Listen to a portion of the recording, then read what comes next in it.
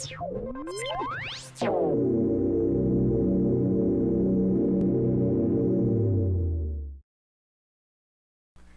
Hi, I'm James Morrison.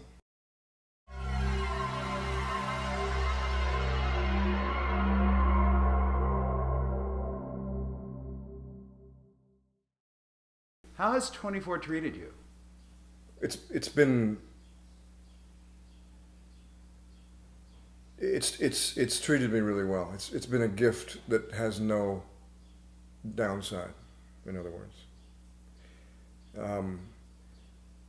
it remains to be seen how it impacts my career as an actor, but it's changed my life in the ways that really matter, in terms of how I see myself as an artist. It's not so much the outward, the result of what we do that tells us that we're on the right track, but rather how the work makes us feel about our contribution, and that's the biggest gift. So what really happens is that you feel as though the work you're doing is getting deeper. You're working with people that at all levels, craftsmen at all in all disciplines, that raise your game and make you feel more confident about your own work. That's the result we're after, right? How does the work deepen our understanding of our work? I teach classes at the Center for Yoga, which is Yoga Works. Lives under the Yoga Works umbrella in Los Angeles on Larchmont. It's LA's oldest yoga studio and was founded in 1967 by my teacher, Ganga White. It was the first yoga studio in LA. And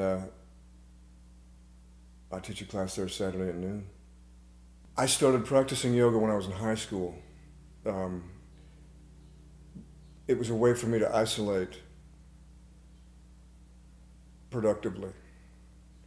And even though I've always been a competitive athlete, I played baseball, I was a wrestler, I was I ran track, and I've been very competitive.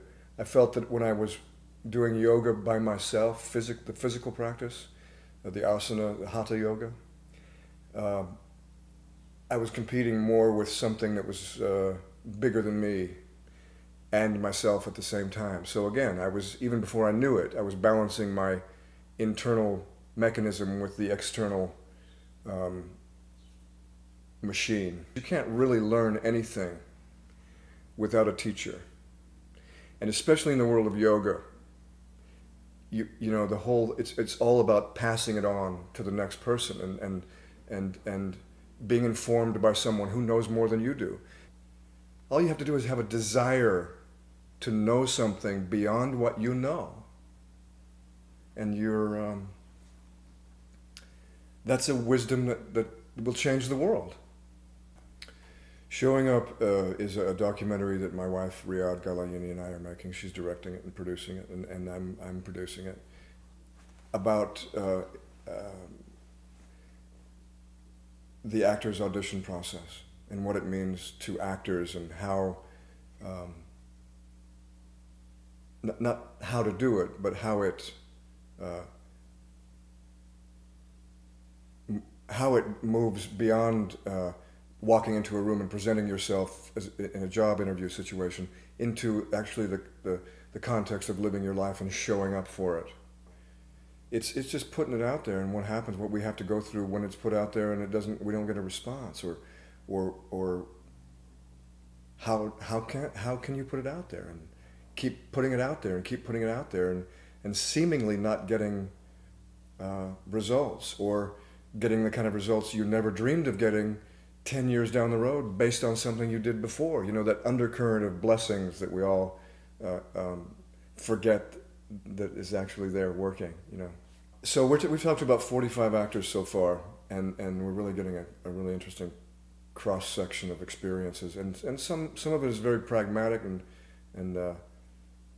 some of it's very, very poetic and beautiful. A lot of laughs and A lot of scary stuff. It'll scare you, make you laugh, make you cry. You know, all the stuff that good movies do. When I did Space Above and Beyond, which was a sci-fi series of 1995, we decided, why not make a website? And just in the last couple of years, I decided to take more of an active role in terms of making it more personal. In other words, hi, this is James, rather than James has done this and this and this. There's no third person now. It's all first person, so that it makes it more like I'm actually talking to the person who's there. It's just like if you called me up and said, "What are you up to?" And I think that the websites that we admire most are like that. They make you feel welcome when you go there and maybe know something that you didn't know about the person you're visiting. What I do for a living, I pretend to be somebody else. And so when I'm putting myself out there, the refreshing part of that is that I have to find a reality to counterbalance that, or I'll be lost. That's the way I feel. If I can in my last breath, the last thought I have is, I tried to keep it real. And did. Then I'll die a happy man.